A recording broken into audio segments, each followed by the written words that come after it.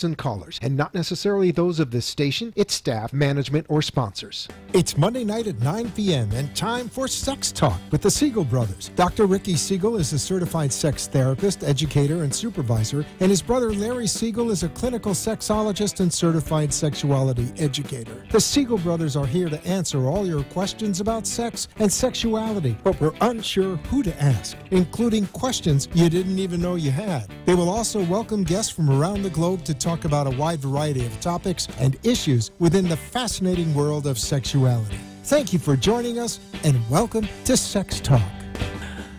Good evening, and welcome to Sex Talk with the Siegel Brothers. My name is Dr. Richard Siegel. I'm a certified sex therapist. And I'm Larry Siegel, a clinical sexologist and certified sexuality educator. And my super awesome brother. Yeah, that's, again, my favorite role. Thank you for doing this with me for all this past year and a half. Always my pleasure. Yeah, it's a few things I enjoy better than the things we do together. My favorite night of the week.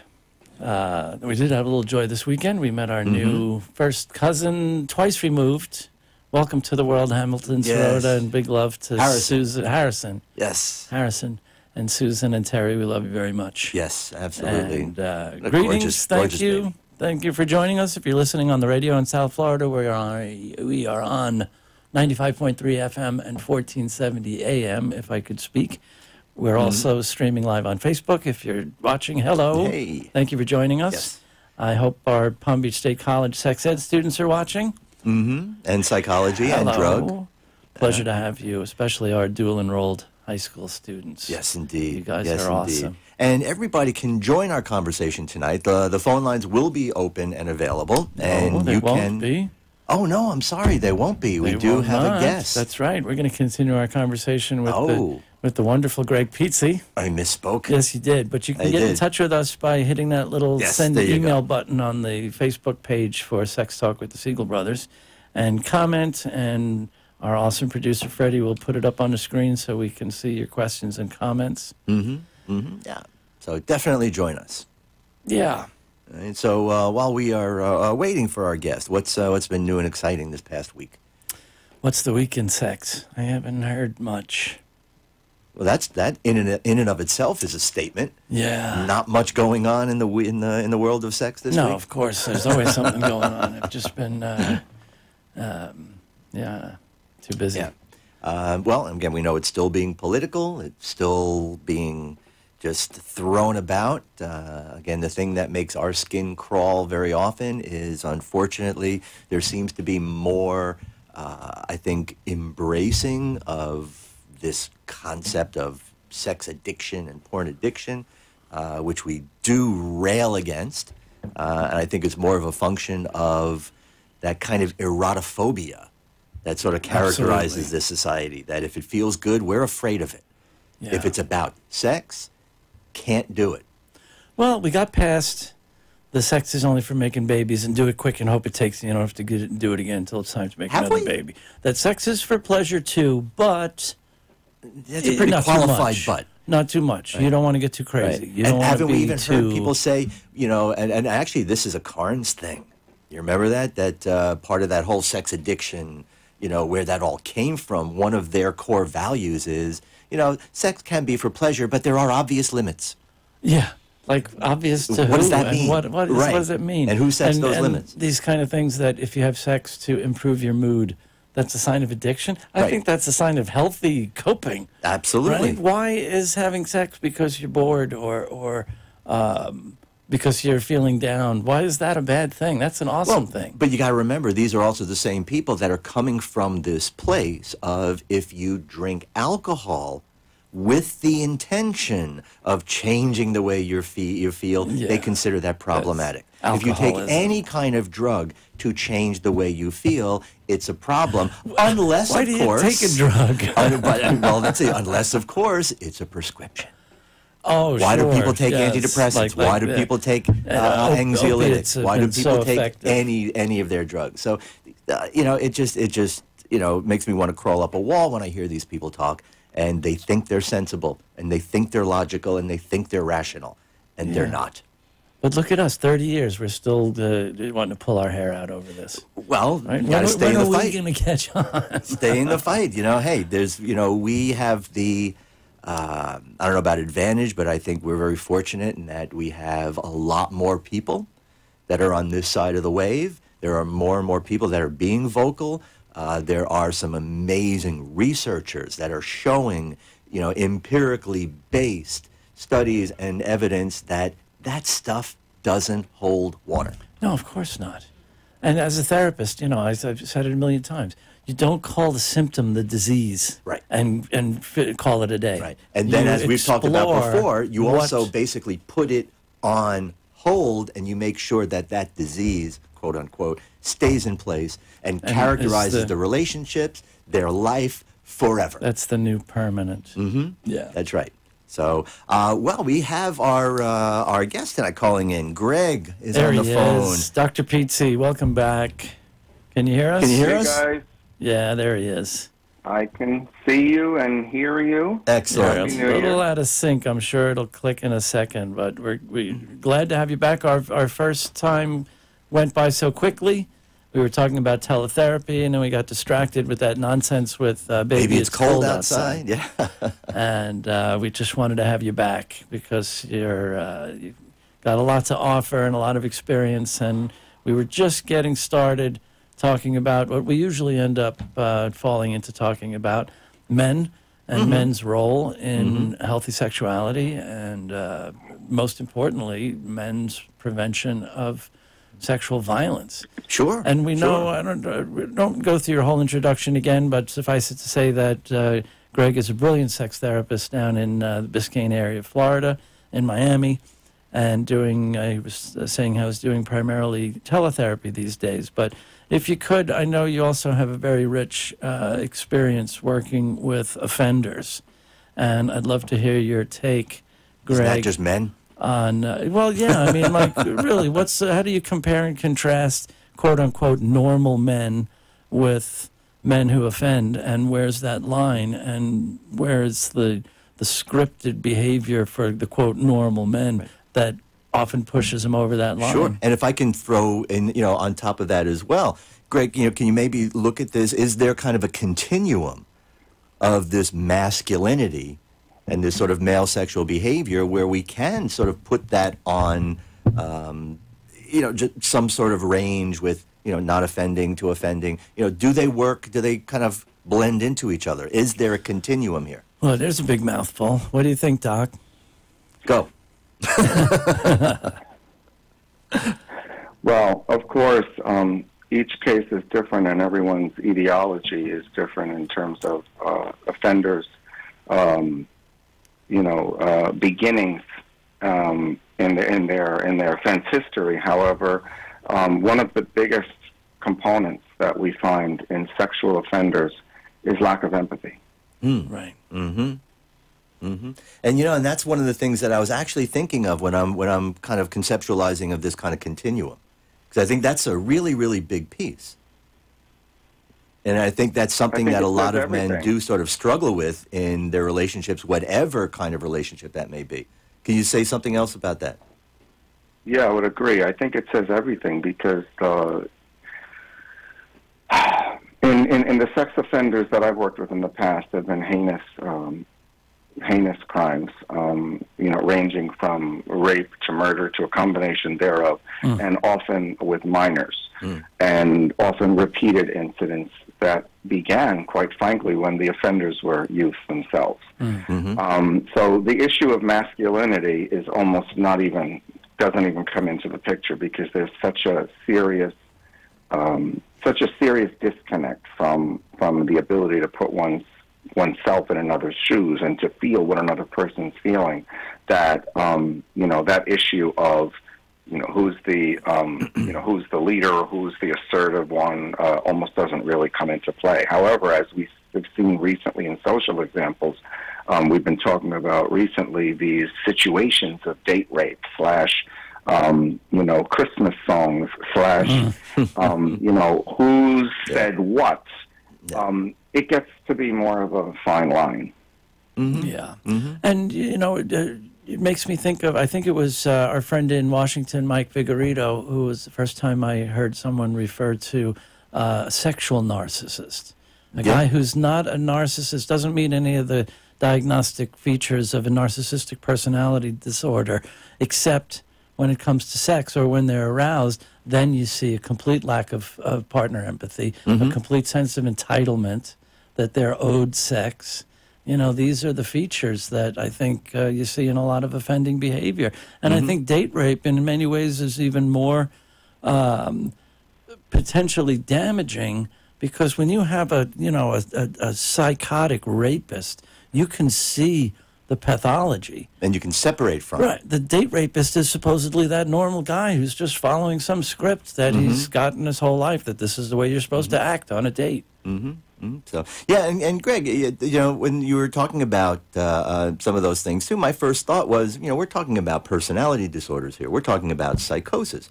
We're talking about, you know, real distinct symptoms of psychopathology. But I think the point you're making, that may be that sort of, that pivot point, if you will, between the psychopathology and men's behavior. The script. The script, yeah. I mean, do you see, you know, and again, it comes back to that sort of blending along a continuum. Do you see that in what you're doing, Greg? We initially started talking in the last time I was on with you guys that men have a very difficult time negotiating what's expected of them socially with their own needs, as well as the perceived expectations of their partner and what family, friends, and culture are going to think of them based on how they behave. Now, that in no way condones misbehavior, nor do hormones or testosterone. Right. But all of these things factor in, and I'm not a biologist or a scientist that has done studies on this, but I would really be curious to see studies that would take a look at how horniness or hormones affect a person's ability to make rational decisions. Yeah. Yeah. I mean, we know that's true to a degree with estrogen, right? You know, as a mood and mind-altering hormone. Not quite sure about with testosterone, although it certainly can. Like the writings of, who's that researcher, sociologist, Helen Fisher, like The Chemistry of Love and Why We Love. You know, she basically says we're out of our minds when we're in that limerence. Oh, sure. That remember that kooky astronaut that drove across the country wearing diapers so she didn't have to stop to go, I don't know, beat up a... Stalk and take her revenge. Yeah, that was a little I kooky. remember that case. We get a little crazy. Yeah. Even the best of us. Yeah.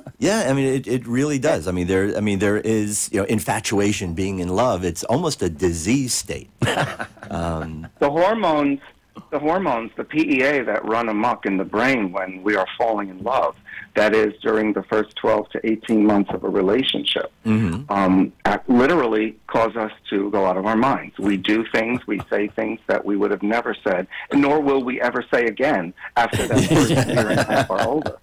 This is true. Those chemicals in the brain are designed to bond us to one another, to make a couple come together and stay together. Yeah, so there is actually a manipulation and a playing around with the mind that is meant to create bonding and copulation. Yeah. I think where we've gotten screwed up over the years is this kind of integrating of all of these drives and then using that, and when it gets into the script, guys feel entitled. You made me horny, so you have to have sex with me. And I'm entitled. Once we get to a certain point, I'm good. You can't stop. Well, it's almost like turning off the frontal cortex. You know, that we have these urges, we may have these drives, and I think what people either forget or ignore is that we are always capable of volitional behavior. I mean, unless there's real pathology, unless you have some kind of, you know, organic brain damage, you know, like bilateral frontal lobe or frontotemporal lobe damage, then it's not volitional. It's not. It's, you know, it's a real out of control type of behavior. But anything short of that is a choice, and we don't really stop and make rational choices when we're in those states. And I don't know where that disconnect is so consistent. I'm sorry, Greg? It sounds like what you're describing. Sorry about that. Didn't mean to interrupt you. No. But there is a little bit of a delay in here. It sounds like what you're describing is a virtual kidnapping and taking hostage of the superego and allowing the id to run wild. Yeah, which I think, I like in that a real picture. Freudian way, that's kind of part of the problem, that men need to understand that we have to maintain, a kind of driver's seat, no matter how aroused or excited or euphoric or however else you describe it, there has to be that superego, that conscience, that sense of other and protection and care, not to use another person to get off in or on or whatever. But now, having just Or said under. that, let me throw this in there too. And I know, Greg, this is definitely something that you can speak extensively on. We're talking about all of this stuff in the context of what men do, especially in talking about behavior. But a lot of times, and a lot of problems in the relationship, are this almost sense of entitlement, that sort of sense of this is what I want, that's all I really care about. But it ends up being something that they're kind of withholding. They're not doing things for their partner. And I think this is a part of that empathy issue as well. Not doing anything that their partner wants simply because their partner wants. Sort of in a self, there's a selfishness and a disconnection there that's, I think, separate from what guys are doing, because this is about what they're not doing in their relationships, especially when it comes to empathy. It's hard to generalize, of course, because in most of these situations, men are, carry a full range of emotions and abilities and levels of connection and levels of empathy. And most of the situations where there's, hurt feelings or physical hurt or, a combination of all of the above, it usually occurs within the context of a relationship that has had its own very good moments, healthy moments, loving moments, tender moments. I don't know exactly which cases, we're kind of mixing a lot of different things in one basket here. We have to be careful because I don't want to confuse the, sociopathological sex offenders that I've worked with in the past that were in locked facilities. Right. With men and women that are trying to find intimacy and closeness within the context of relationships on an everyday basis that make poor decisions or act out their own addictions or inability to use assertiveness with one another, because it happens with men and women. Yeah. And I also want to point out and remind the public that the sex therapy profession, sexology, is a science-based practice that takes into account human emotions and needs and the whole individual as well. It's not just I don't want people to I don't want people to get the sense that this is just an opinion-based or a discussion or sociological experiment. As you guys, as we all know, we studied and we did practicum trainings and we've been supervised and we've worked under research-influenced, guidance and done the reading of the research to use what we know about science and human behavior to help people who are having difficulty connecting on a human level through the use of sex. And sex is just one way that people communicate and miscommunicate. Absolutely. Yeah. Absolutely. That was really well said, Greg. Yeah, Thank you. yeah. I'm happy to hear that we can get callers with a guest on. So we have Jessica on the line. Do you have a question for Dr. Pizzi or Larry or I? Yeah, I do have a question. Hi, Jessica. Thanks for calling in. Hi, how are you? We're good. Hi. The question is, are men too shy to open up because their fear of getting rejected from women? Because women these days are a lot more dominant and strong and powerful. It's a good question. Yeah. So are men afraid of opening up or feeling, I think we could say safe to say men are afraid to feel vulnerable, right? Yeah. Yeah, they're feeling vulnerable because women are are very career-driven these days. They have great jobs, and they're very dominant of, what they want in life. They're not wishy-washy, how they used to be. It sounds like we are asking if, and I think it's a great question as well. It sounds like the question is women's empowerment rejecting men? Or are men intimidated by women's empowerment? Yeah. Correct. It could go both ways. Mm-hmm. Yeah, and I think both are probably spot on. Yeah, to be honest with you, I think this is age-old. Yeah. I don't know that this is anything new. So all of the ownership and dominance was kind of a defense against this all along, because we've all secretly known that women are the stronger sex, and That's right. are just terrified to admit it. I think deep down on a non-conscious level, many men are That intimidated old by it. Calypso standard, man smart, women smarter. Yeah. I mean, look, they use twice as much of their brain as we do. How could we argue? And more integration. Thank you for calling. And I think that really is also important in the context of, looking at some of those, socio-psychological problems too, that how many times do men use violence, particularly sexually, as a way of trying to overcome or compensate for those feelings of inadequacy and vulnerability? Greg, can you take that one? Don't know if sorry, there was a little bit of a disconnect there. I didn't hear what the last thing that you said, Larry. Just kind of looking at this idea of how much of this sort of, the bad behavior that we see, a lot of this offending behavior by men is kind of a compensation or a way of trying to overcome these feelings of inadequacy and vulnerability. I guess it's possible, because when there's fear, there's lack of judgment, and when there's a need to accomplish something and one simply doesn't know how, I think that's probably more likely what might be going on nowadays. Men and women nowadays, I find in my practice, simply just are having a harder and harder time connecting. People do not know how to ask someone out on a date.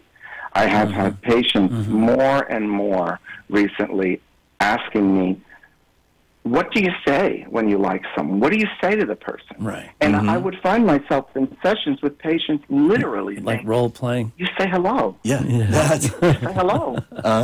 They do not know how to do that nowadays. Right. Yeah.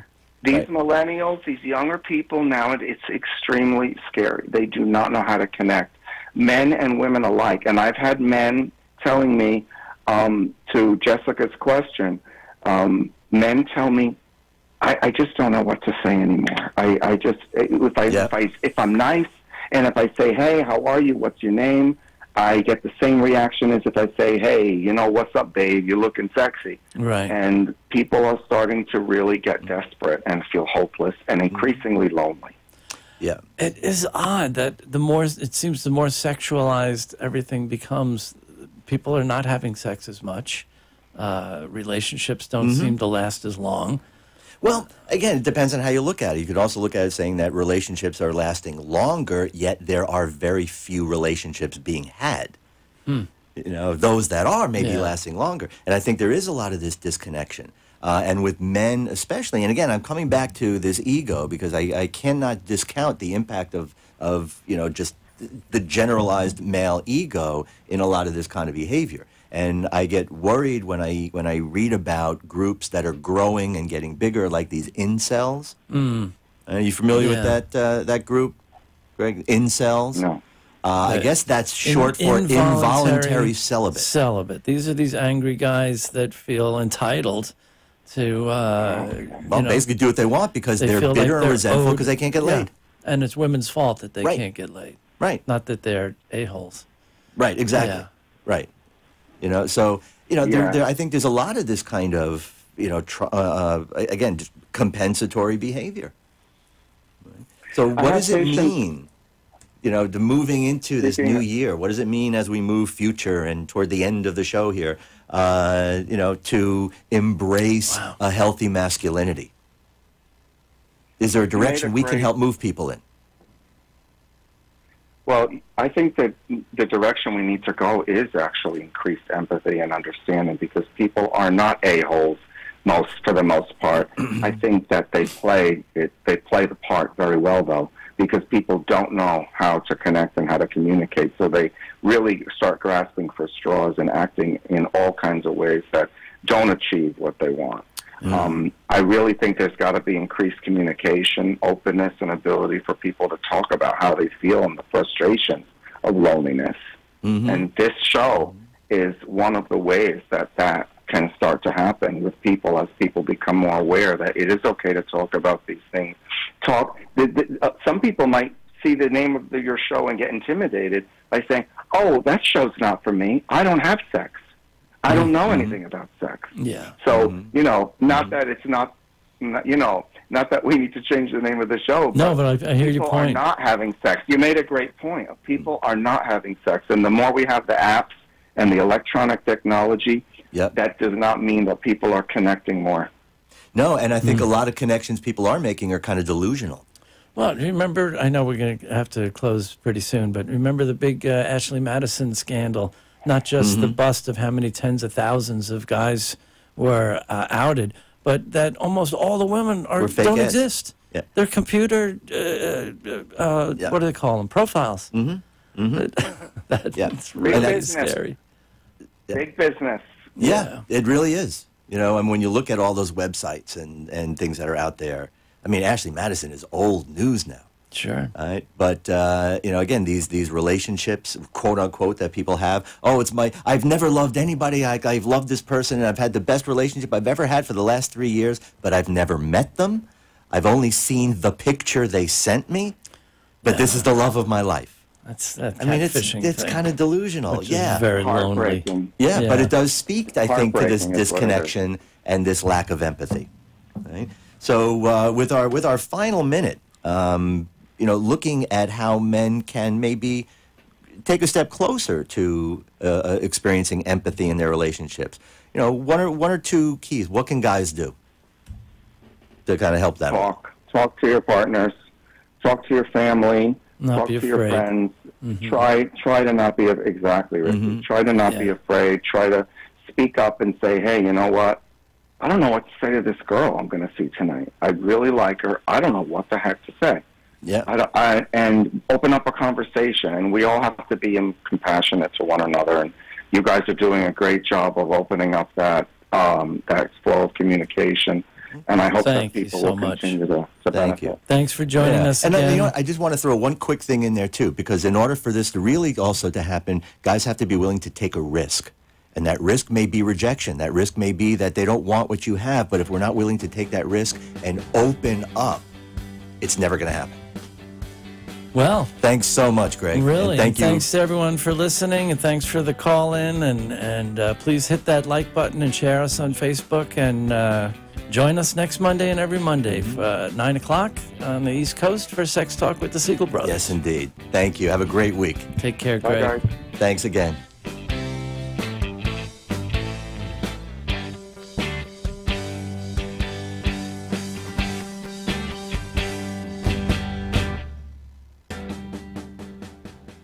You've been listening to Sex Talk with the Siegel Brothers. Join us every Monday night at 9 p.m. on WNN, 1470 AM and 95.3 FM. Or watch live streaming video at AMP2 TV Productions on Facebook, or look for the shows on YouTube. Thanks for tuning in, and we hope you'll join us again next week.